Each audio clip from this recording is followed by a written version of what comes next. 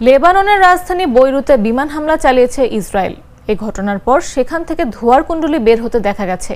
Israeli সেনাবাহিনী জানিয়েছে, বৈরুতের শহরতলিতে হামলা চালিয়ে একটি অবকাঠামো ধ্বংস করা হয়েছে।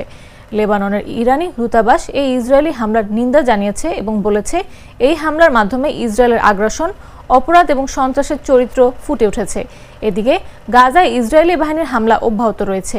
সেখানে একদিনে নতুন করে আরও কমপক্ষে 40 ফিলিস্তিনি নিহত হয়েছে। শনিবার গাজার বিভিন্ন স্থানে হামলা চালিয়েছে দখলদার বাহিনী।